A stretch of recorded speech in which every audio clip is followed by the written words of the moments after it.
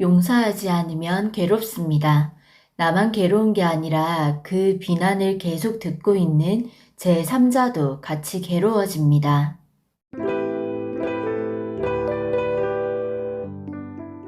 안녕하세요. 김RTV입니다. 오늘은 용서라는 키워드를 가지고 이야기를 해보려고 해요.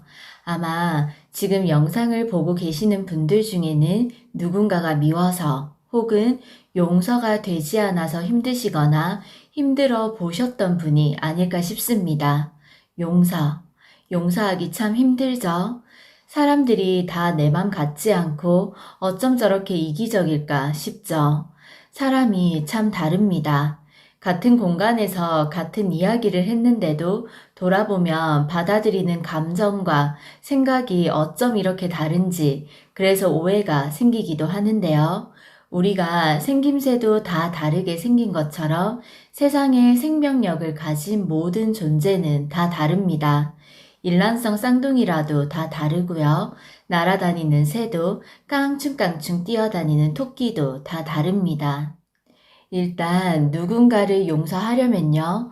모든 사람이 다 내 마음 같지 않다는 사실을 빨리 받아들일수록 좋습니다. 이 사실을 받아들이는 훈련을 하셔야 됩니다. 어떻게 내 마음을 몰라줘? 어떻게 나한테 이럴 수가 있지? 나라면 저렇게 안 했을 텐데. 계속 시선이 나한테 머물러 있으면요. 용서하기가 힘들어요. 모든 사람이 나와 다르다는 것을 받아들이면 됩니다. 그러면 조금은 덜 속상해지고요. 그렇게 시간이 지나면 저 사람 입장에서는 그랬을 수 있겠네. 이해가 되기도 하고 해석이 되는 부분이 생깁니다. 나와 다른 사람을 이해하는 건요. 그만큼 어려운 일입니다. 그래서 연습이 필요합니다. 다름을 인정하고 받아들이고 존중하다 보면 저 사람은 왜 저럴까 하는 불안감에서 자유로워질 수 있습니다. 그렇게 관계를 통해서 상처를 받고 그 상처를 지니고 있어 보면요. 내가 미워하는 상대가 못 살아가는 게 아니라 미움을 품고 있는 내가 고갈되는 것을 알게 됩니다. 결국 미움은 나를 힘들게 하는구나. 결국 용서하지 못한 마음은 나를 힘들게 하는구나를 깨닫게 됩니다. 미움을 품은 시간이 오래되면 될수록요, 내가 이 감정에 매여 있는 동안 다른 일을 못한 것 같아서 이제는 자유로워져야겠다 싶기도 할 거예요.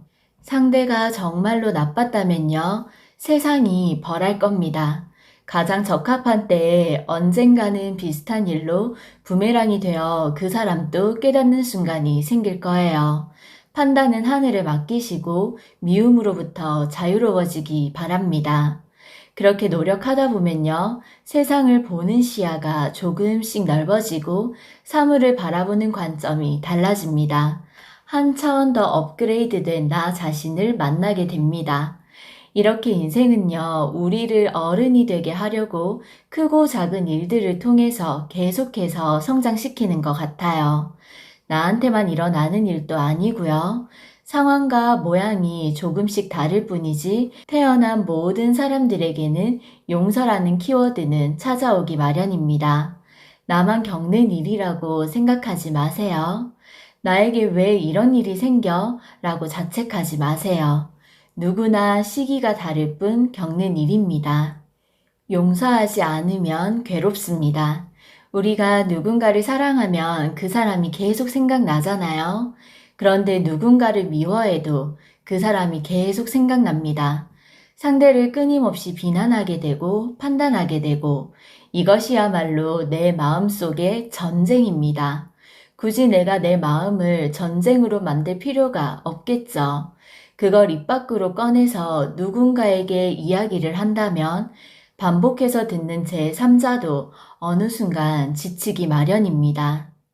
처음에는 잠잠고 잘 들어주던 사람도 좋은 이야기를 반복해서 들어도 힘든데요. 안 좋은 이야기를 계속 듣다 보면 언젠가는 당신에게 화살이 올 수도 있습니다. 또 그 이야기야? 이제 좀 그만하자. 언제까지 할 거야? 다 했던 이야기잖아. 주변 사람들까지 지치게 하는 거예요. 안 좋은 오로라를 내가 뿜어내고 있다고 생각하셔야 됩니다. 혹은 내가 내 자녀에게 그러고 있는 것 아닌지, 나와 가장 가까운 사람에게 내 감정 저 밑바닥까지 너무 많은 이야기를 하고 있는 것 아닌지 생각해 보셔야 합니다. 성경 속에도 용서에 관한 이야기가 많이 나오는데요. 그래서 특히 신앙심을 가지고 계신 분들 중에는 용서하는 삶이 얼마나 중요한지 잘 알고 계십니다. 하지만 실상 용서하는 거는 쉬운 게 아닙니다. 그저 막연하게 용서하라고 하면 억울함이 더 치밀어 올라서 마음의 상처를 입을 수도 있습니다. 그래서 용서가 무엇인지 그 본질에 대한 이해를 먼저 해보고 삶에 적용해보면 좋을 것 같습니다. 먼저 첫 번째, 사람마다 마음밭이 다릅니다. 살아온 환경과 모습이 달라서 마음 상태가 다 다른데요. 누군가에겐 아무것도 아닌 일이 나에겐 대못 박히는 일이 될 수도 있습니다. 우리는 상대가 나에게 입힌 상처가 너무 클 때 용서하기 힘듭니다. 그리고 본인이 생각할 때 나는 남들보다 참을성이 좋아, 인내심이 많다, 고 생각하시는 분들이 상처를 받으셨을 때 오히려 용서하기 더 힘들어 하시더라고요. 내가 이렇게 참고 참았는데, 내가 이렇게까지 인내하면서 기다려줬는데, 내가 몇 번이고 봐줬는데, 라는 이 생각이 밑바탕에 깔려서 참고 참으시다가 상처를 받았을 때는 오히려 용서하기가 힘듭니다. 참을성이 너무 좋아도, 인내심이 너무 좋아도 용서의 숙제와 부딪히면 또 다른 숙제가 더해지더라고요. 누가 나를 살짝 밀었을 때와 강하게 밀었을 때 내가 받는 충격은 다르니까요. 내 기준에 작은 상처라 생각되면 치유하는데 시간도 짧고 통증도 덜합니다. 그런데 내 기준에 상처가 크면 오래 갑니다. 그래서 지금 내가 누군가를 용서하기가 힘들다면 내 마음에 있는 상처의 크기를 객관적으로 파악해 보셔야 합니다. 우리는 상처받은 마음이 아프다 보니까 꺼내기를 두려워하는데요. 그래서 외면하려는 경향이 많습니다. 그래서 마음속 더 깊은 곳으로 나만의 방을 만들어 놓고 거기에 자꾸 넣어 두는데요. 하지만 꼭 건강하게 꺼내셔서 상처의 크기가 어느 정도인지 보셔야 합니다. 내가 생각했던 것보다 더 크다면 상대방을 용서하기 전에 반드시 꼭 내 마음을 먼저 위로해주는 시간, 내 상처가 아무는 시간, 내 마음을 먼저 치료하는데 충분한 시간을 쓰시기 바랍니다. 상대방을 용서한답시고 무작정 용서하고 아무렇지 않은 척 대하면서 좋은 게 좋다는 마인드로 지내는 건 일시적으로는 좋을진 몰라도 결국 본질적인 건 해결되지 않은 상태입니다. 사람은 쉽게 바뀌지 않잖아요. 그래서 결국 치료되지 않은 마음에 그 위에 또 다른 상처가 날 수 있습니다. 그러게끔 내가 방치한 행동입니다. 그러면서 나 자신은 그런지도 모른 채 용서를 했다는 생각으로 대면대면 잘 지내고 있으니 참 잘하고 있다는 착각에 빠지게 돼요. 그래서 진짜 용서를 하지 않고 일상을 똑같이 보내게 되면요, 내가 내 마음에 더 가해를 하고 있는 겁니다. 더 용서하지 못하는 길로 가게 되는 거예요.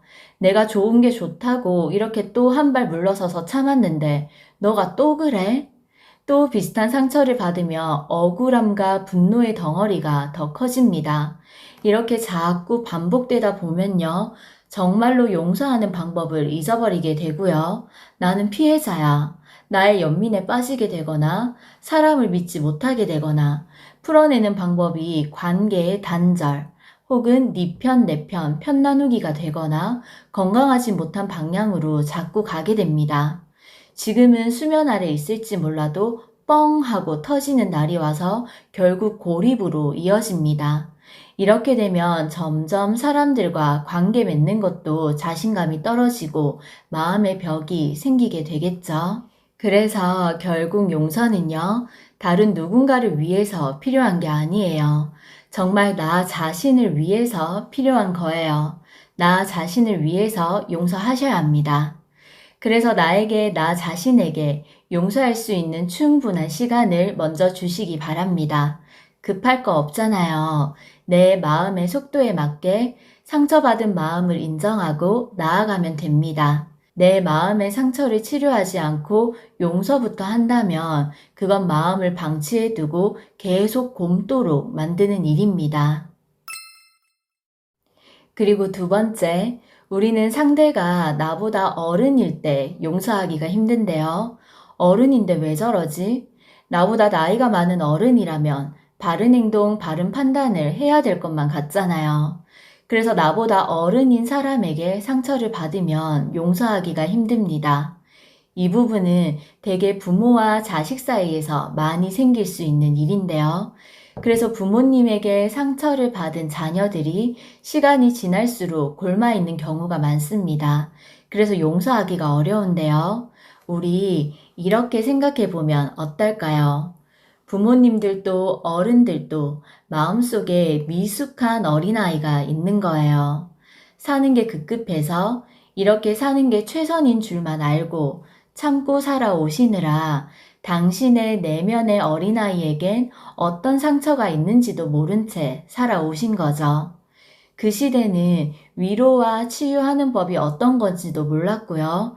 그냥 다 이렇게 사나 보다 하시면서 나이가 든 세대입니다. 부모님에게도 상처받은 어린아이가 있습니다. 우리가 그걸 봐드려야 합니다. 그래도 우리 시대는 사람의 내면, 심리, 성격에 관심이 많아서 성격 유형도 많이 알고 아는 게 힘이라고 조금 더 상대를 이해하는 폭이 넓어졌습니다.